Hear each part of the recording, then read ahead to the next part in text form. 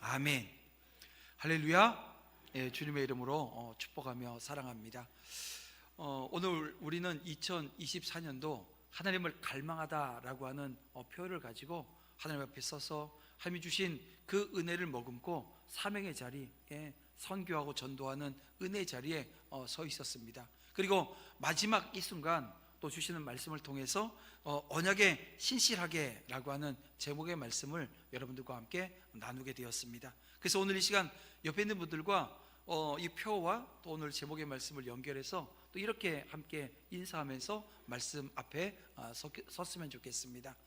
하나님을 갈망하며 언약의 신실한 삶을 삽시다 라고 하는 인사로 여러분들 함께 말씀 앞으로 나아갑니다. 네, 하나님을 갈망하며 언약의 신실한 삶을 여러분 사시길 바랍니다. 예.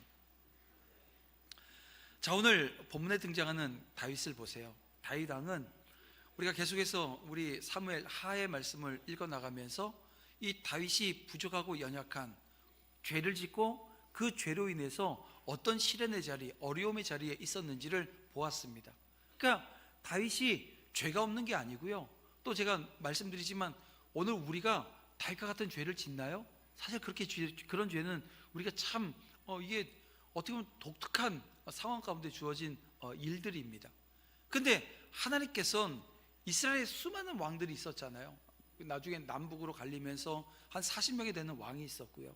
근데 그 모든 왕들 중에 가장 하나님이 이상적인 왕으로, 이스라엘 왕들 중에 가장 하나님 마음에 합한 왕으로, 그래서 나중에 나라가 분열되었을 때 하나님은 그 이스라엘 왕들을 평가하실 때 다윗의 길을 간 사람들을, 그 자손들을 따로 구별해서 칭찬하시고 그들을 세워내시는 모습도 보게 되어집니다. 자, 그러면 어떻게 다윗이 이렇게 연약하고 부족해 이 죄 많은 인생을 살았음에도 불구하고 하나님께서 이 다윗을 이스라엘 왕들 중에 가장 이상적인 왕으로 보시는 걸까요? 여러분, 그것은 다른 데 있지 않습니다. 바로 하나님의 언약과 그 약속에 다윗이 신실했기 때문이라는 거예요. 자, 오늘 우리는 이 사무엘 하 21장 오늘 함께 읽은 24절까지 말씀을 통해서 다윗이 어떻게 하나님의 언약에 신실했는지를 우리는 보게 될 것입니다. 여러분, 오늘 우리가 읽었던 21장부터 24장까지에 있는 말씀은 어떻게 보면 이 사무엘 하에 붙어있는 부록과 같은 곳입니다. 왜냐하면 계속해서 우리는 역사적 순서에 따라서 읽어 나갔는데요, 갑자기 지금 오늘 본문은 다윗의 그 치세 초기에 있었던 사건으로 우리가 볼 수 있거든요. 왜냐하면 그 배경이 뭡니까? 바로 사울 왕이 그 하나님과의 언약을 어기고 기브온 백성들을 죽인 어떻게 보면 오늘 성경에 나와 있는 표현대로 하면 잘못된 열심이에요. 그가 잘못된 열심으로 행한 그 모습에 대한 그 결과로 지금 3년 동안 기근이 있었다는 거예요. 그래서 지금 3년 동안의 기근을 통해서 어떻게 보면 다윗이 하나님을 향한 마음이 갈망이었어요. 아니, 기근이 3년 동안 기근이 있었는데 얼마나 어려웠겠어요. 근데 그 기간 동안 하나님을 갈망하면서 잊혀진 약속을 다시 한번 기억해냅니다. 그것은 바로 여호수아 시대 때 기브온 사람들과 맺은 언약이었습니다. 그래서 이 말씀은 단순히 역사적 사건이 아니라는 거예요. 우리가 오늘날 살아가면서 하나님 앞에서 어떤 태도로 서야 되는지를 보여주고 있습니다. 그리고 우리는 다윗이 언약에 신실했던 모습을 통해서 오늘 우리의 삶에서 하나님과의 관계는 어떠한지, 그리고 이웃과의 관계, 여기도 약속이 있거든요. 이 약속을 어떻게 지켜나가야 되는지에 대한 배움을 우리가 하게 되어진다는 것입니다. 이제 다윗의 이야기를 따라가면서 그가 하나님을 갈망했던 모습을 살펴보길 원해요.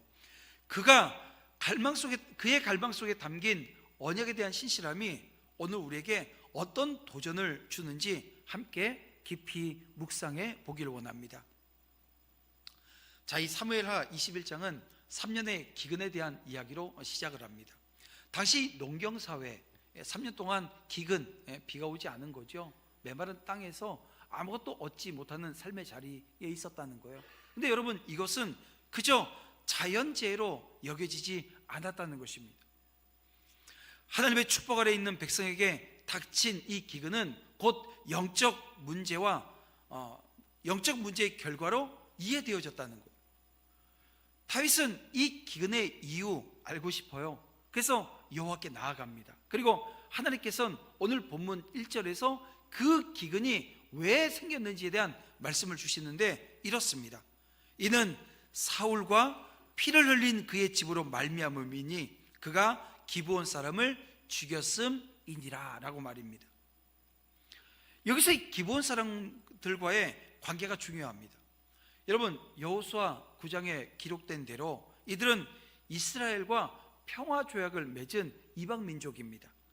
여호와의 이름으로 맹세한 그런 언약을 통해서 보호받기로 약속되어져 있었어요. 근데 사울은 이 약속을 깨뜨립니다. 자신의 그릇된 열정에 의해서 그들을 학살했던 거예요. 근데 여러분, 우리가 성경을 보면 특히 이제 민수기 35장 33절 말씀을 보면 이런 말씀이 있습니다. 피는 땅을 더럽히나니 피 흘림을 받은 땅은 그 피를 흘리게 한 자의 피가 아니면 속함을 받을 수 없느니라 라고 말이에요. 여러분, 이 말씀에 따라 그 땅에 피로 인한 부정이 생긴 것입니다. 이걸 지금 의미하는 거거든요. 그렇습니다. 사울은 이스라엘과 하나님 사이의 언약보다 어떻게 보면 자신의 정치적 열심과 민족적 자부심이 우선시 되어졌다는 거예요. 그래서 그가 언약의 본질을 망각해 버립니다. 기브온 사람들을 살해함으로써 이스라엘 땅에 하나님의 심판이 초래하게 만들어 놨어요. 여러분, 언약은 단순히 그 양측의 합의가 아닙니다. 언약은 하나님의 이름으로 맺어졌기 때문에요, 이 언약이 깨어질 경우 여러분 영적이고 또 이 도덕적 책임이 따르게 되어진다는 겁니다. 사울의 언약 파기는 그 결과로 온 나라가 고통받게 되어지는 원인이 되었던 것입니다. 자, 이 상황에서 다윗은 문제 해결을 위해서, 왜냐하면 이 기근의 원인을 하나님께서 말씀해 주셨어요. 기브온과 화친 조약 맺은 것을 깨뜨린 그 결과라고요. 그래서 이 기브온 사람들에게 가서 묻습니다. 자, 오늘 3절 말씀 보니까 이렇게 얘기를 해요. 다윗이 그들에게 묻되 내가 너희를 위하여 어떻게 하랴? 내가 어떻게 속죄하여야 너희가 여호와의 기업을 위하여 복을 빌겠느냐라고 묻습니다. 여러분, 이 물음은 다윗이 언약의 파기를 인식했다는 것, 그리고 회복과 속죄를 위해서 하나님의 은혜를 다시 얻고자 하는 자세가 어떠해야 됐는지를 우리에게 보여주고 있는 거예요. 여러분, 이 과정은 여러분 용서가 언약 회복의 필수 요소라고 하는 것을 우리에게 알게 해주고 말해주고 있는 것입니다. 자, 그런데 기브온 사람들이 복수를 원했나요? 자, 오늘 이후에 보면 이 복수를 원하지 않아요. 하지만 그 땅에 남아있는 피해 부정을 정리하기 위해서 정의로운 조치를 요구합니다. 자, 이 민수기 35장에 있는 35장 33절에 있는 말씀을 근거로 요구하는 거죠. 여러분, 이것은 용서와 정의가 함께 이루어질 때 참된 회복이 가능하다라고 하는 것입니다. 무턱대고 용서하는 게 아니고요, 이 용서는 뭐가요? 정의가 함께 이루어져야 이게 완전한 회복이 되어진다라고 하는 것을 보여주고 있다는 것입니다. 사랑하는 성도 여러분, 오늘날 우리도 종종 하나님과 맺은 언약을 소홀히 여기거나 깨뜨릴 때가 있어요. 우리의 불순종함과 무책임함이라고 하는 것은 관계와 또 공동체에 부정적인 영향을 미치게 되어집니다. 하지만 다윗의 모습에서 오늘 우리는 중요한 교훈을 얻습니다. 어떤 교훈일까요? 바로 영적 회복을 위해서 무엇을 점검해야 될지 이것을 우리가 보게 되어집니다. 그 첫 번째가 이겁니다. 문제의 원인을 영적으로 점검하기 위해서 어떻게 해요? 하나님께 나아가야 된다는 거예요. 본문 1절에 어떻게 합니까? 하나님께 나가서 묻습니다. 이 기근의 문제, 이걸 영적인 문제로 보고 이것을 하나님 앞에 나가서 묻지요. 하나님의 뜻을 구하는 자리에 서더라는 것입니다. 두 번째, 언약 파기한 자리에서 회복의 길을 찾고자 했다는 것입니다. 기브온 사람들과의 대화를 통해서 다윗이 해결책을 모색하는 모습을 보세요. 여러분, 이 기브온 족속이 아니고 다른 데 가서 이거 어떻게 하지? 아무리 상의해봐야 소용이 없는 거예요. 문제의 당사자들에게 가서 어떻게 하면 좋겠냐고 그들에게 묻습니다. 여러분, 이것은 타협하고자 하는 내용이 아니고요, 뭐냐면 이 민족적 잘못을 인정하고 나아가서 해결책을 찾는 거예요. 세 번째, 용서를 실천함으로 언약을 회복하는 과정을 우리에게 보여주고 있다는 것입니다. 기브온 사람들의 요구에 다윗이 존중해요. 그리고 문제 해결하겠다고 하는 다윗의 노력이 담겨 있습니다. 여러분, 오늘 우리에게도 상처 입은 관계 속에서 용서와 이 화해를 실천할 그 도전이 오늘 이 말씀 가운데 있는 거예요. 여러분, 오늘 이 시간 혹여 여러분들이 약속했음에도 불구하고 약속을 지키지 못한 이 관계들이 있습니까? 여러분, 그렇다고 한다면 오늘 이 말씀을 통해서, 오늘 이 본문을 통해서 도전받으시기를 주님의 이름으로 축원함을 드립니다. 결국 여러분, 언약의 회복은 하나님과 사람 모두에게 신실함을 보여주는 길 위에서 이루어진다는 것을 우리는 깨달아야 됩니다.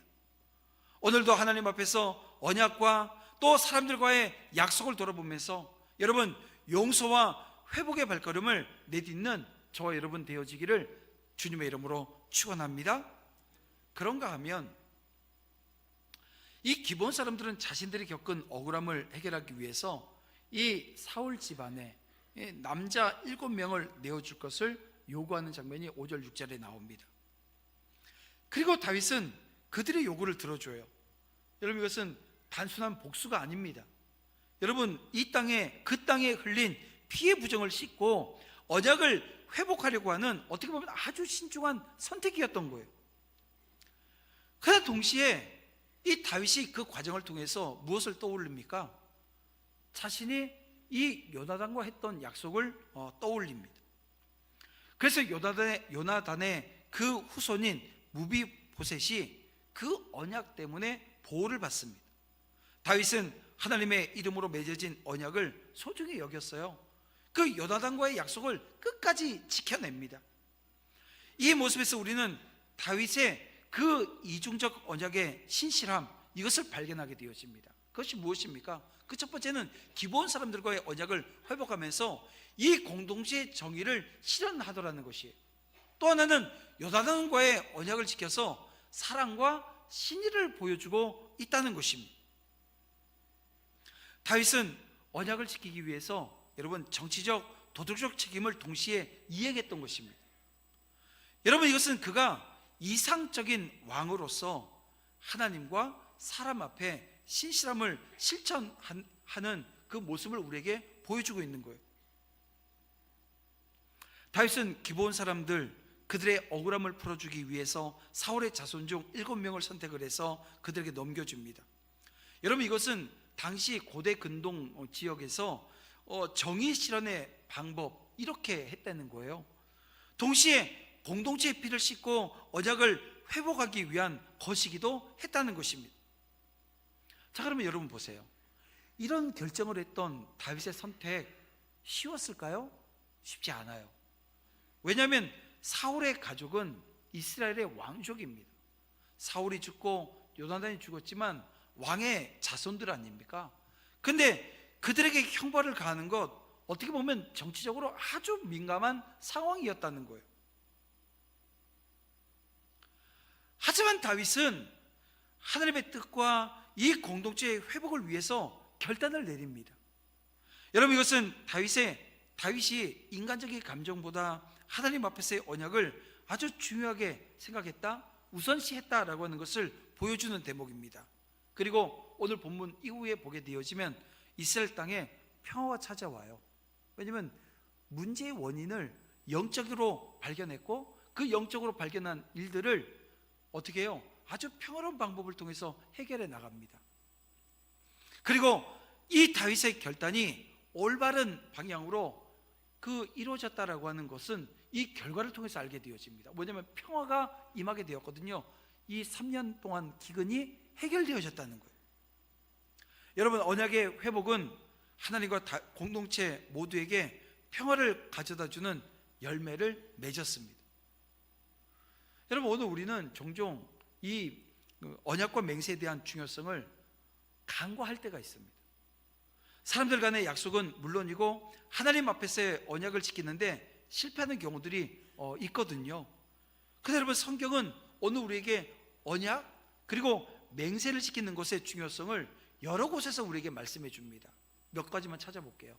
우리 잠언 5장 4절 5절 말씀을 보세요. 우리 함께 읽어볼까요? 시작. 내가 하나님께 서원하였거든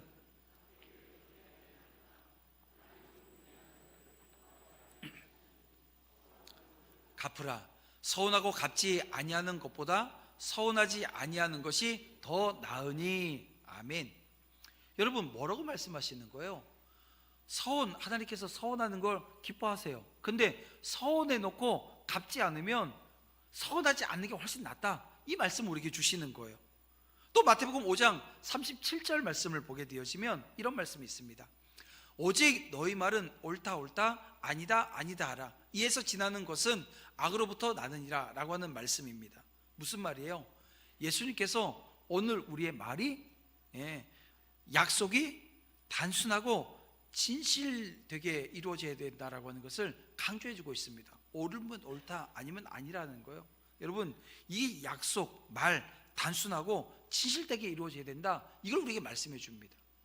또 야고보서를 보게 되어지면 야고보서 5장 12절입니다. 내 형제들아, 무엇보다도 맹세하지 말지니 하늘로나 땅으로나 아무 다른 것으로도 맹세하지 말고.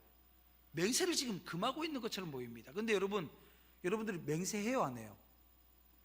약속하고 그 약속을 지켜내는 이 약속이라고 하는 것은 이 맹세하는 거거든요. 근데 지금 이 말씀은 맹세 남발하지 말라는 얘기입니다. 그리고 무엇보다도 우리의 말과 행동에 책임지라는 것, 책임을 다할 것을 오늘에게 권면해 주고 있는 말씀인 것입니다. 우리가 약속을 쉽게 깨뜨리고 언약을 가볍게 여긴다고 한다면 여러분, 이것은 하나님과의 관계를 약화시켜요. 그래서 공동체 신뢰도 손상시킵니다. 그래서 다윗의 그 모습을 통해서 배울 수 있는 것은 언약을 지키기 위해서 자신에게 주어진 책임을 감당하고 또 그것이 하나님 나라의 이 평화와 정의로 이어진다라고 하는 것입니다. 여러분, 오늘 우리는 여러 상황 가운데 언약하고 약속을 맺습니다. 결혼 서약도 해요. 그리고 그 세례와 입교할 때도 서약을 합니다. 그리고 임직할 때도요, 우리 다 서약을 합니다. 그래서 안수 집사, 권사, 장로, 우리 장로님들은 서약 2번 하셨어요. 목사는요, 혹여 임지를 옮기게 되어지면, 저도 지금 그 서약을 목사 임직을 할 때, 임직할 때도 했고, 또 제가 심천교회 개척하고 교회 설립할 때도 서약을 했어요. 그리고 지금 도남제일교회 부임하면서도 이 위임 목사로 또 서약을 합니다. 우리 많은 약속들을 사람들 앞에, 하나님 앞에 합니다. 그러면 여러분, 직장에서 어떤 계약을 하면 계약서에 도장 찍는 거 뭐 하는 거예요? 그것도 약속하는 거예요. 근데 이 모든 것들은 책임이 따른다는 거예요. 오늘 우리가 하나님 앞에 약속한 그 약속들, 그 앞에는 그 앞은 바로 하나님 앞이고요. 그 하나님 앞에서 책임지는 약속이 되어져야 하고 되어지는 자리에 서야 합니다. 언약을 가볍게 여기지 않고 신실함으로 지켜야 한다는 거죠. 다윗처럼 하나님 앞에서 자신의 책임을 인식해야 됩니다.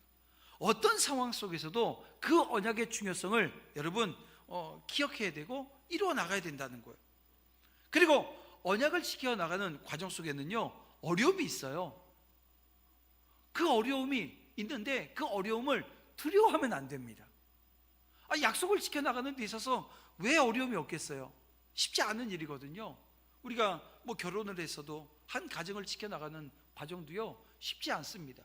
그래서 옛날에 그 검은 머리 팥불이 될 때까지, 요즘은 팥불이 안 되려고 다 염색해 버리니까 팥불이가 됐는지 아닌지 알 수가 없는데, 어쨌든 그 머리가 휘어지는 그 나이 들 때까지 그 어려운 과정, 비바람이 불고 뭐 어떤 일이 있다 할지라도 네 가정을 지켜내겠다라고 약속하면서 시작했던 그 자리들인데, 여러분 그것을 소중하게 생각하고 때로는 그 결단이 불편하고 어려워질 수 있어요. 하지만 여러분 그것 또한 하나님 앞에 순종하며 나아가는 과정을 통해서 오늘 우리가 회복이 있고 그 회복을 통해서 평안이 있고 정의가 이루어지는 은혜를 우리가 맛보게 되어진다는 것입니다. 또 언약을 지킬 때 무엇보다도 공동체에 평화를 가져다 준다. 여러분 오늘 이 본문 이후에 이스라엘 민족에게 평화가 오잖아요. 여러분 약속을 지키고 언약을 지키는 그 자리엔 하나님께서 주시는 게 있어요. 평안입니다. 여러분 이것이 있음을 믿음으로 바라볼 수 있기를 주님의 이름으로 축원함을 드립니다. 믿음이 없으면 보지 못하는 거예요. 왜냐하면 믿음이 보여요? 들려요? 여러분 만져져요? 아니에요. 그런데 그 믿음으로 그 자리에 서게 되어지면 그걸 소유하게 되어진다는 겁니다. 우리가 맺은 언약과 약속을 오늘 이 아침 여러분 돌아볼 수 있기를 원합니다. 하나님 앞에서 신실하게 책임지는 삶을 결단하는 은혜가 우리 가운데 있기를 주님의 이름으로 축원함을 드립니다. 하나님은 우리의 작은 순종과 헌신에 대해서 이 공동체와 이 세상의 평강을 이루실 것을 여러분 믿으시길 바랍니다. 자, 계속되어지는 본문에서 다윗은 이 기브온 사람들을 요청에 의해서 사울의 자손 7명을 내어줍니다. 그리고 그들이 처형당해요. 여러분 이것은 언약을 회복하기 위한 어떻게 보면 필연적인 조치였다는 것입니다. 그런데 여기서 중요한 점은 다윗이 이 일을 적개심이나 복수심으로 행한 것이 아니라는 거예요. 하나님의 공의를 세우고 이스라엘 공동체의 이 죄책감을 해결하기 위해서 의도되어진 그 행위였다는 것이에요. 그 결과 어떻게 되어집니까? 기브온 사람들의 억울함이 풀려요. 땅에 내렸던 하나님의 심판도 거두어졌습니다. 이처럼 다윗은 언약의 중요성을 깨닫고 끝까지 신의를 지켰습니다. 다윗의 신의는 여기서 끝나지 않습니다. 처형된 이들의 뼈를 찾아 정중하게 매장해줘요. 사울과 요나단의 유해도 함께 거두어서 한 자리에 안치합니다. 여러분 이것은 단순히 이 공동체의 정의를 실현하는 것을 넘어서 다윗이 하나님 앞에서 언약의 신실함을 어떻게 지키는지를 보여주는 것입니다. 여러분 율법은 언약을 지키는 것이 단순히 이 개인이 지켜야 될 덕목에 그치지 않는다는 것, 여러분 이것은 하나님께 복을 받는 길이라고 하는 것을 가르치고 있습니다. 특별히 여러분 신명기 말씀 어떤 말씀입니까? 이스라엘 백성들이 출애굽했을 때 하나님께서 약속의 말씀들을 주셨어요. 율법을 주셨어요. 그런데 시간이 지났어요. 얼마가 나요? 40년이라고 하는 시간이 지났어요. 이제는 그 가나안 땅에 들어갈 이 사람들 출애굽 2세대들입니다. 왜냐하면 그 당시 여러분 가데스 바네아에서 하나님 앞에 섰던 이 시내산에서 하나님 앞에 섰던 우상숭배했던 자들이 다 멸함받고, 그러고 나서 모세도 못 들어갔잖아요, 가나안을. 여러분 그 과정 중에 하나님께서 출애굽 2세대들 이 가나안에 들어가서 정복 전쟁을 하고 그 가나안에서 살아나가야 될 그 사람들에게 다시 율법을 주세요. 약속의 말씀을 주세요. 요즘으로 치면 MZ세대에게 지금 약속의 말씀을 주시는 거예요. 어떻게 해요? 그 율법을 재해석해서 주시는데 그 핵심 골자가 무엇입니까? 신명기 28장에 보면 아주 명시적으로 얘기합니다. 하나님 말씀에 순종하면 복을 받고 불순종하면 저주가 임할 거라고요. 다윗이 언약을 지킴으로 이스라엘 땅의 기근을 거두어 주신 것은 여러분 언약의 신실한 행위가 공동체 전체에 미치는 그 축복의 결과라고 하는 것을 보여주는 것입니다. 여러분 오늘날에도 우리는 하나님과의 약속, 사람과의 약속을 지킴으로 공동체와 개인에게 축복을 가져올 수 있습니다. 언약을 지키는 것은 단지 과거의 이야기가 아니라는 거예요. 현재와 미래를 위해서 여전히 중요한 실천 덕목인 것입니다. 사랑하는 성도 여러분, 복음은 예수 그리스도의 신실함으로 인해서 그 하나님과의 완전한 화목이 이루어졌음을 선포합니다. 우리 함께 읽어볼까요? 로마서 5장 8절 말씀입니다. 함께 읽어보겠습니다. 시작. 우리가 아직 죄인 되었을 때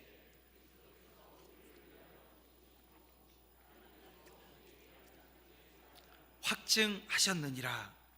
여러분, 예수님은 새 언약의 중보자로 이 땅에 오셨습니다. 자신의 피로 하나님과 오늘 우리 인생을 어떻게 화목하게 하셨다는 거예요. 우리가 복음 안에서 언약에 신실하게 살아가는 것은 예수님께서 이미 이루신 그 언약의 신실함에 대한 오늘 우리의 응답 아닙니까? 그렇습니다. 하나님의 말씀과 약속을 붙들며 살아가게 되어질 때 우리는 복음을 통해 주어진 풍성한 삶과 여러분 평안을 누릴 수 있는 거예요. 또한 사람들과의 약속을 신실하게 지킴으로 세상 속에 다른 게 아니에요. 하나님의 성품을 드러내는 삶을 사는 거예요. 여러분, 세상 속에 살면서 약속한 거 잘 지켜내야 됩니다. 그것을 이루기 위해서 최선을 다해야 돼요. 왜요? 그 과정을 통해서 우리 아버지의 성품이, 하나님의 성품이 드러나게 되어진다는 거예요. 그래서 여러분, 성경은 단순히 하나님과의 언약만 신실하게 지키라고 가르치지 않습니다. 사람과의 약속도 동일하게 중요하다라고 하는 것을 말씀해 주고 있는 것이고요, 그 약속을 지키는 삶이 곧 하나님께 영광을 돌리는 삶이라고 하는 것을 오늘 우리에게 가르치고 있다는 거예요. 자, 그러면 사람과의 약속을 지키는 것은 오늘 우리에게 중요한데요, 그 중요한 이유가 무엇입니까? 첫 번째, 신뢰를 세운다는 거예요. 두 번째는 하나님의 성품을 반영한다는 거예요. 세 번째는 세상의 빛과 소금이 오늘 우리가 되어진다는 것입니다. 여러분, 신뢰를 세운다, 어떤 얘기입니까? 우리의 삶은 관계로 이어져 있잖아요. 여러분, 관계에 맺지 않고 살아갈 수 있는 삶의 자리 있어요? 없어요. 여러분, 관계를 지어 나가는 오늘 우리의 삶에 약속을 지킨다라고 하는 것은 신뢰를 쌓고 여러분 하나님을 증거하는 삶이 그 가운데 이루어지게 되어집니다. 하나님의 성품을 반영한다는 게 무엇입니까? 하나님은 신실한 분이세요.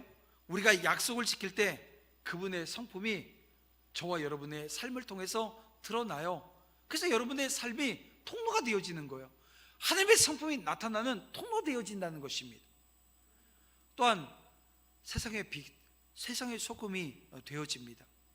약속과 언약을 지키는 모습은 세상 가운데 하나님의 그 말씀의 진리를 드러내는 증거가 되어지는 은혜가 있습니다. 사랑하는 성도 여러분, 다윗은 하나님 앞에서 언약을 지키는 신실함으로 그 이스라엘의 평강을 가져왔어요. 이 모습은 복음 안에서 오늘 우리가 어떤 삶의 자리에 서야 될 것인가 라고 하는 것을 분명한 길을 우리에게 제시해 주고 있습니다. 여러분, 하나님과의 약속을 신실하게 지키면서 그분의 말씀에 순종할 때 우리는 참된 평화를 누리게 되어집니다. 또한 사람과의 약속을 성실히 지키며 세상 속에서 하나님의 빛을 비추는 그 세상의 빛된 삶의 자리, 내 빛이 아니잖아요. 오늘 주님의 빛을 나를 통해서 드러내는 삶의 자리를 살아가게 되어진다는 거예요. 이제 우리는 하나님 앞에서 우리의 언약을 돌아보고 신실함을 결단해야 합니다.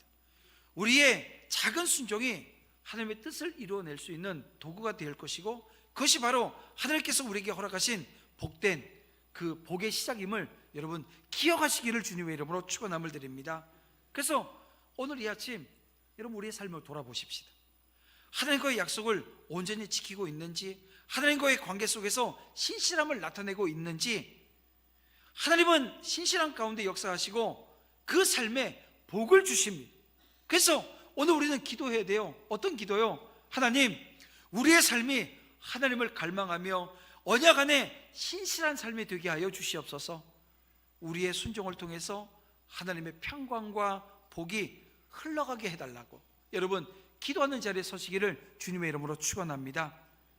언약의 신실한 삶, 하나님의 복과 평강을 세상에 전하는 그 삶의 자리, 여러분 그 삶의 자리는 내가 하나님을 갈망할 때 하나님은 나를 회복시켜서 다시 서게 하십니다. 여러분 그 선자리에 여러분 사명이 있고, 그 사명은 오늘 여러분 주님이 나를 통로로 사용하시는 축복된 자리가 되어짐을 기억하면서 오늘도 믿음의 한 걸음을 내어딛겠다. 여러분 다른 방식을 할 것 같지만 사실 쉽지 않아요. 한 걸음을 내어딛는 그 자리에, 그리고 한 해를 돌아보면서 보게 되어지면 많은 걸음을 걸어왔어요. 여러분, 그 걸음이 오늘 우리에게 뒷걸음치는 것이 아니라 앞을 향해서, 표대를 향해서 나아가는 그 은혜의 자리 되어지는 역사 있기를 주님의 이름으로 축원함을 드립니다. 오늘 이 시간에도 우리 함께 찬양하면서 결단했습니다.